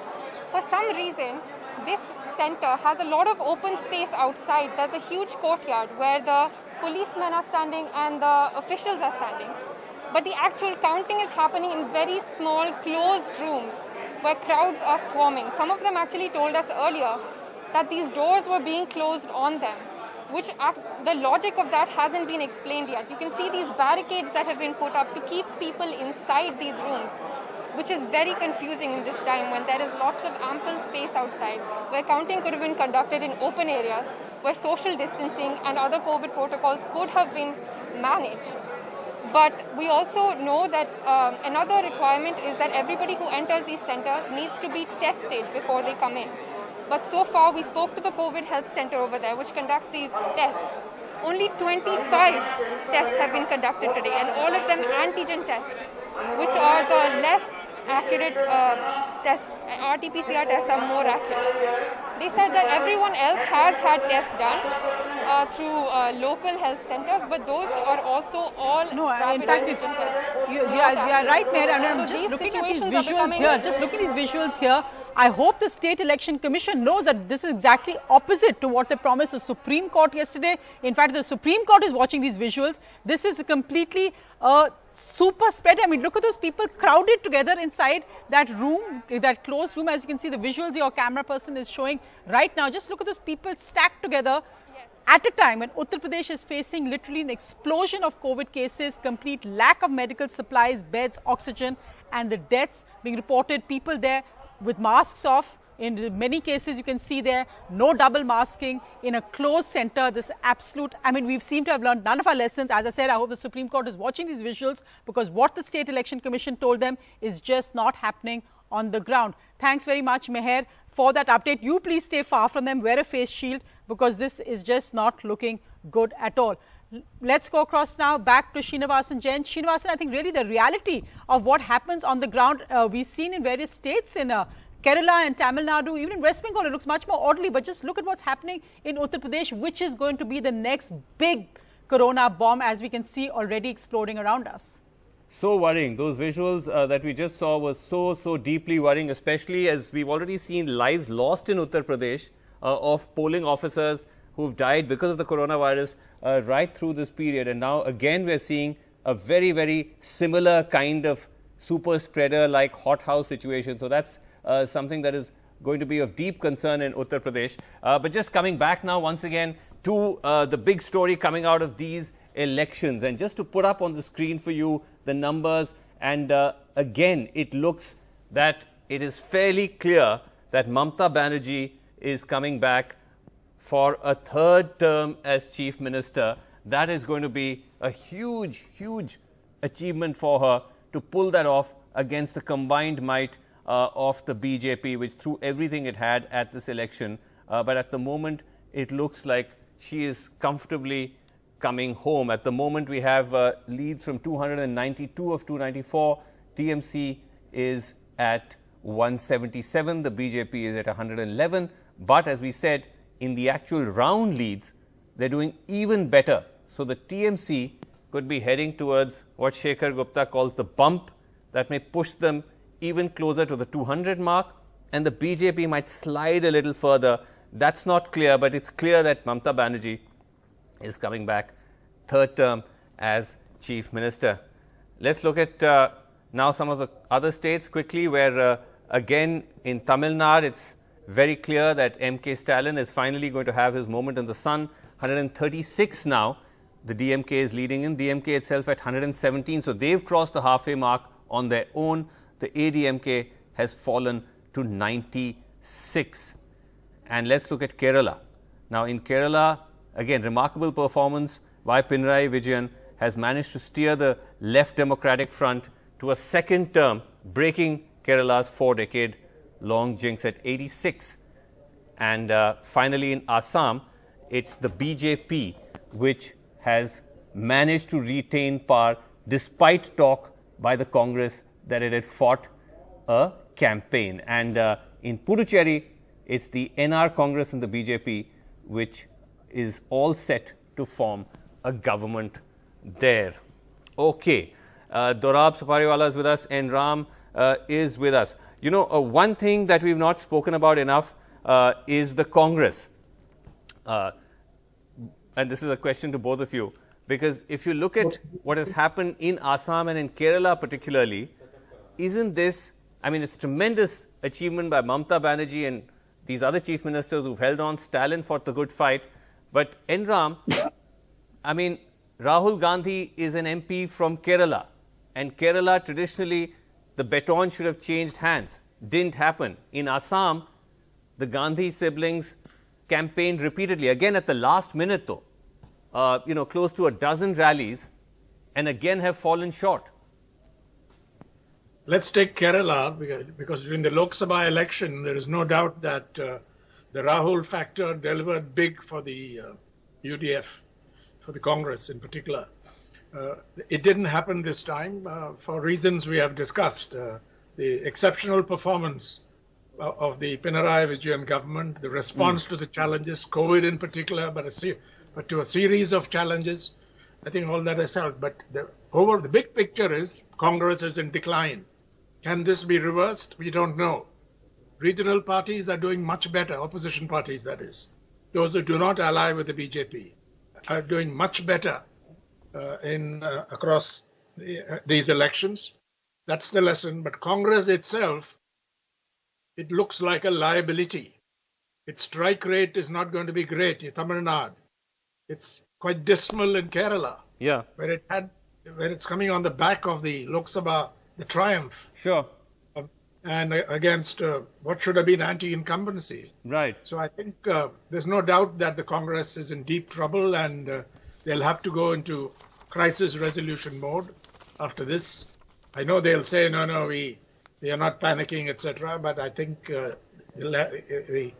it's very clear. It's on the wall. The writing is on the wall.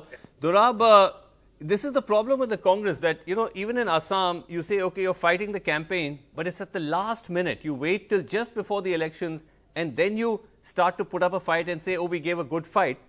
If this was a good fight at the last minute, imagine if they had started a year earlier, then they may have been able to challenge the BJP more effectively, or even Pinarayi Vijayan in Kerala.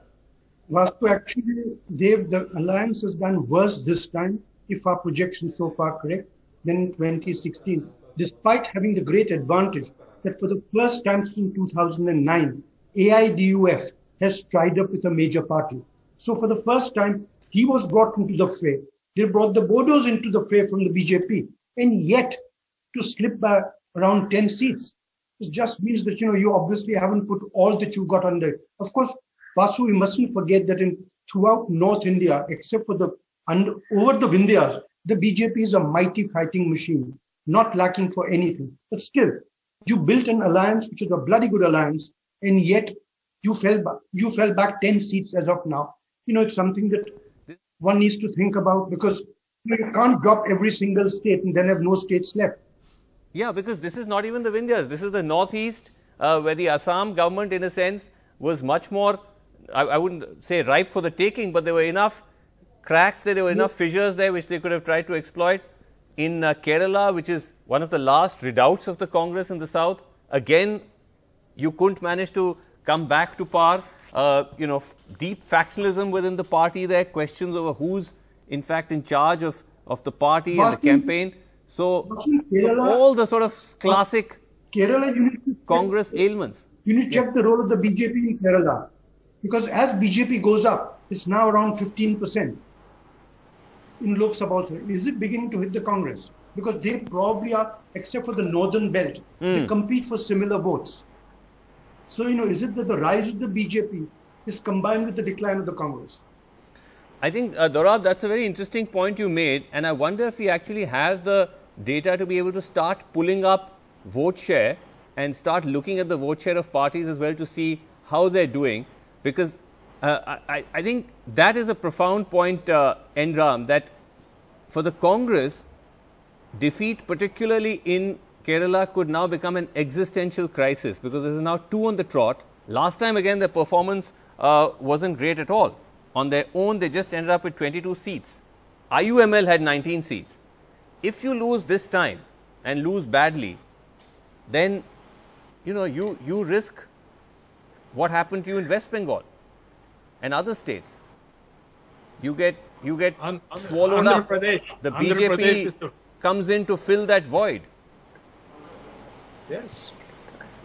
Yeah, I wouldn't exaggerate a crisis and so on. This is it forever, because it could change. But as of now, it is a very deep crisis for the Congress. It's in free fall, you could say, in many parts of India, and it's only the regional parties that are propping up the opposition to the BJP, the juggernaut, if you like, when you look at Lok Sabha elections. But in assembly elections, there's still a robust opposition, but largely coming, so not from the so-called All India or National Party, but from the regional players, each with their own ideology and a set of policies and so on. So it could make for a more diverse scenario. But so at the national level, I think the picture could change, where it's too early to write off the Congress. It's got its presence in most states, but this is a real, it is a deep crisis. Right. Well, we're also joined by political analyst Kasturi and also Kanimuri, of spokesperson for the DMK. I hope I've got that right.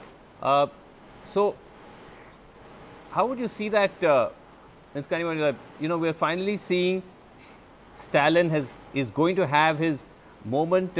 How much credit would you give to the way that you fought this campaign? How much credit would you give to also the fact that you had someone like Prashant Kishore, political analyst, political strategist?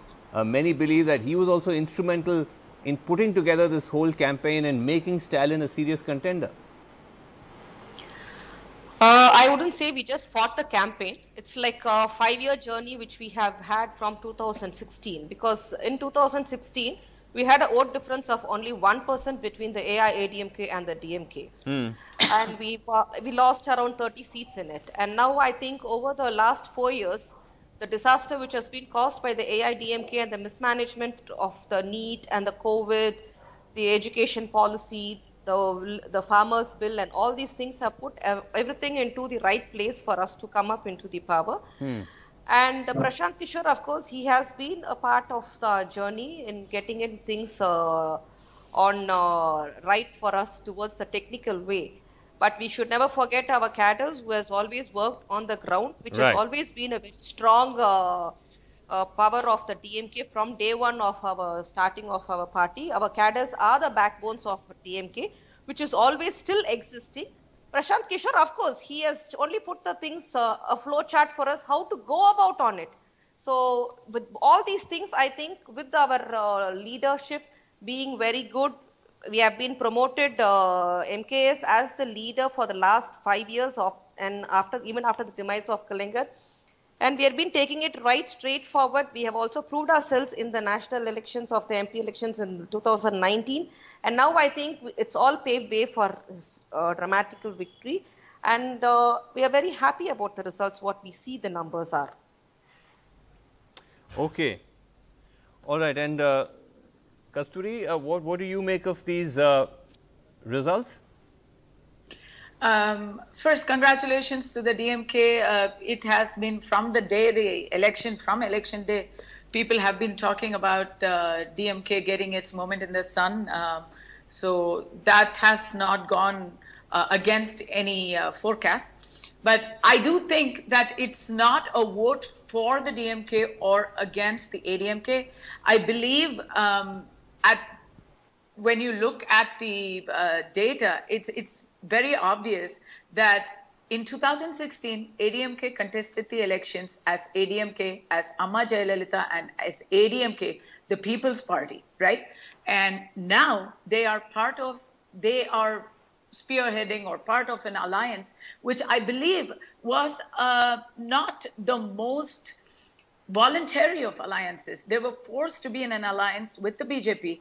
They gave away 20 seats to the BJP, 23 seats to the PMK, and that's what they're losing by.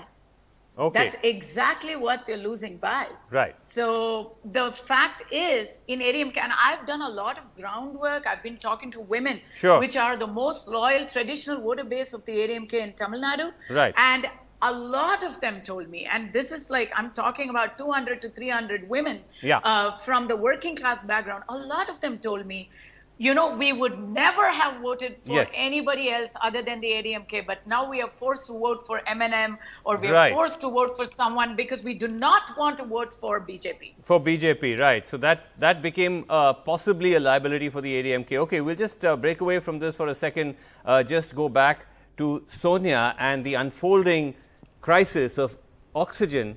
It's absolutely in Delhi. It's absolutely heartbreaking, Vasu, because how many SOSs have we reported? And this is now 12 o'clock. That's just about 15 minutes from now is when the Madhukar Rainbow Children's Hospital in South Delhi says they are running out of oxygen. So the Children's Hospital, we can't see a repeat again of what we've seen yesterday at Batra, and midweek also in Gangaram, when oxygen supply had dipped, of patients dying because they don't have oxygen, in this case children. Now this hospital tweeted SOS to the health minister, to the Delhi chief minister. We don't know yet whether there's been any response, whether they're getting that. Our reporter is rushing to this hospital as we speak, but it's ironic that hospitals reach out to TV channels, to NDTV, asking for their pleas to be put on air because they can't get through to nodal officers who've been set up for this. The Delhi High Court has warned the centre that there will be contempt of court if this situation is not sorted out. But as we can see, just a day after what happened at Batra Hospital and strong orders from the High Court, we are back in the same situation. Remember, this is when the Prime Minister is currently holding meetings. He is chairing meetings on the supply of oxygen and of drugs. But as we can see, this is what the reality is in India's national capital. Sukirti joins me for more. Sukirti, what's the latest information you have from this hospital? Have you been able to speak to anyone there? Well, Sonia, we are unable to speak to the officials at the moment, but we will be reaching at the hospital in a few minutes. As per the hospital's SOS calls, they have supplies only till noon today, and they have already tagged multiple Delhi government officials and have sent out these SOS calls saying that we are running out of it and we need supplies immediately. And these SOS calls at this point of time coming from multiple hospitals at this point of time, and the question lying on government's accountability. The hospital that we were reporting from just now, we had a conversation just now with the 25-year-old boy who said that his brother is admitted in the hospital, and he said, I stood at an oxygen plant for 15 hours, after which I managed to get one cylinder refilled at a cost of 50,000 rupees. And then he says, agar sab kuch hum kar rahe hain, to sarkar kya kar rahi hai? That is what relatives of these patients are asking at this point of time. If everything is being done by us, if even after getting a relative. So, Kirti, I'm just going to interrupt you there because I'm joined by Raghav Chadha, AAP MLA, who's been working to get tankers to hospitals over the last week, 10 days. Mr. Chadha, what actually are you able to do to help this children's hospital, which says it's running out at 12 o'clock? Well, minutes back, we have assigned 5 D-type big oxygen cylinders from our Rajghat reserve point, where we, keep some SOS reserves of oxygen in order to, avert any untoward incident. We have assigned 5 big D-type oxygen cylinders, and we've informed the, the hospital to come and collect them. In fact, last 4-5 days, we have been servicing this particular hospital on a regular basis because, they have been unfortunately running out of their oxygen supplies, and their existing supply chain that used to be their previously existing supply chain appears to be completely disrupted. And, I must also in the same breath highlight that our oxygen reserves are also extremely limited. Kind of oxygen that we had demanded. But Mr. Chadha, this situation has arisen after we saw what happened in Batra Hospital yesterday in the High Court. We've seen very strong words, the High Court saying the centre must arrange this oxygen supply. There's been a back and forth between the centre and your government in the Delhi High Court. Why can't this be resolved with all of you sitting around one table? The Prime Minister is currently chairing a meet on oxygen supply. Why has this problem not been sorted out yet?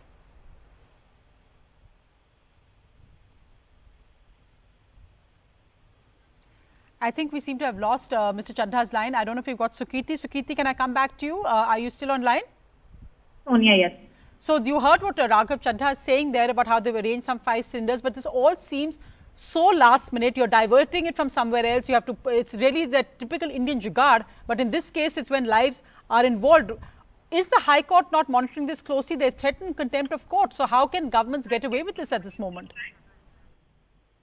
Well, yes, the Delhi High Court did issue orders yesterday that the quota that has been assigned for Delhi, that has to be, it is the centre's job to assure that this quota is being ensured on ground as well for all the Delhi hospitals that are sending out SOS calls for oxygen at this point of time. And yes, it is a very makeshift arrangement at this point of time. In fact, I think Raghav Chaddha has joined us again. I'm just going back to Mr. Chaddha.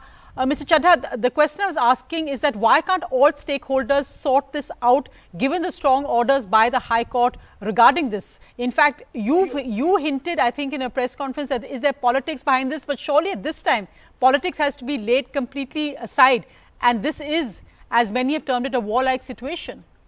No, absolutely, and I couldn't agree more with you. The fact is that, there is a high-powered committee headed by a very senior bureaucrat of the Government of India, one Mr. Guru Prasad Mahapatra, who's the Secretary DPIT. It is under his leadership and on the direction of the senior ministers of the Union Government that oxygen allocation to each state happens. Now, the process is that each state, as per the central government's formula, calculates its oxygen demand, is it before the Union Government for them to allocate that oxygen.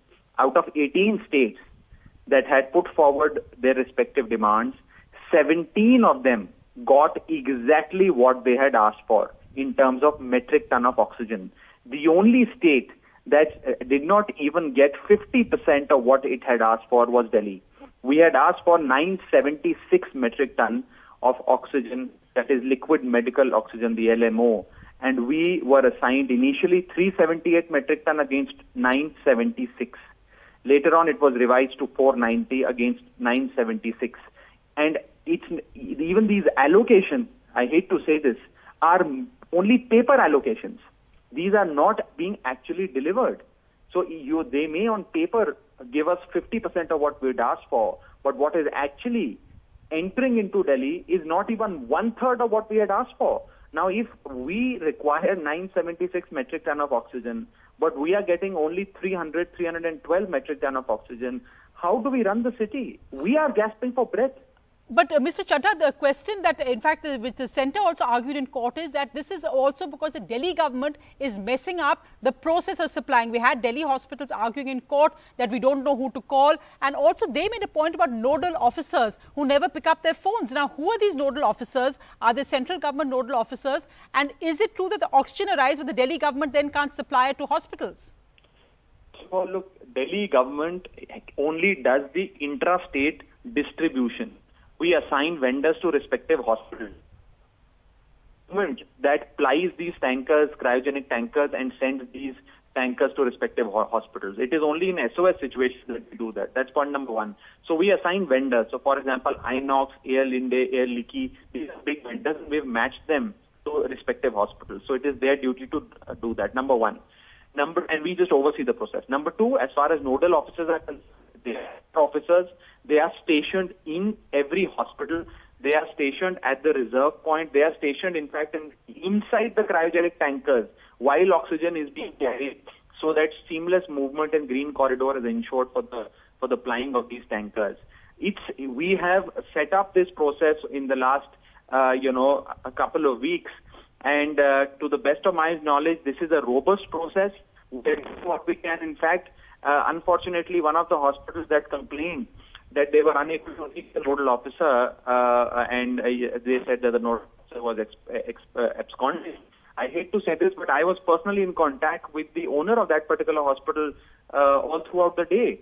And in fact, we rushed 1 metric ton of emergency oxygen to their hospital in order to ensure that reserve supplies are maintained. Now, look, there are issues. We are battling these issues, but these issues can only permanently be resolved and supply chains can be established only and only when the central government gives us the right amount of oxygen. We cannot run on 1/3 of what we require. And because we are being given 1/3 of what we've asked for, you see a situation where literally every hospital in the city runs out of oxygen every 3 hours. And we are in a continuous firefighting mode. It is absolutely, I can imagine it, but it's even worse when you see what doctors and hospital administration are going through. But tell me, so has this, for now at least, will at 12 o'clock, we're literally 3 minutes from there, will there be enough oxygen for this children's hospital? Because that really is the current crisis we're talking about. Yes, so my team the senior most officers who are in charge of these SOS oxygen reserves have spoken to the concerned hospital. We have assigned 5 big type D cylinders for them. The hospital has been informed they're on their way to collect it, and very soon their supplies will be replenished. In fact, a couple of days ago also, the very same hospital had ran out of oxygen. We had supplied from our SOS reserves, and we do hope that any untoward incident is averted. I'm very sure that now that timely action has been taken, no loss of life will be caused, and I sincerely hope that supply chains of every such hospital do get re-established, because quite frankly, the government is certainly in the business of supplying water to the city. We have the paraphernalia. The government is in the business of supplying electricity to the city. We have the paraphernalia.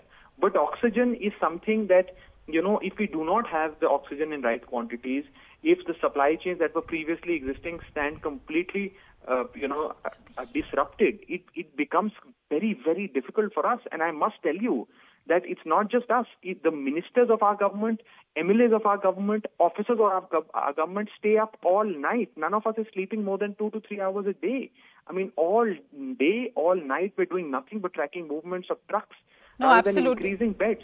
Absolutely. And in fact, I've seen that we must appreciate that I've seen so often people reaching out to you on Twitter, at least to respond, and many others. But we do hope that in fact the central government, the BJP MPs come out. Gautam Gambhir also has said that he's helping in this. But we do hope that the BJP MPs also come out and speak about what's currently happening in Delhi, the BJP MP under whose constituency this falls under, and how can we streamline this process between the centre and state government, because there's really no time for politics right now. Nobody has the energy or bandwidth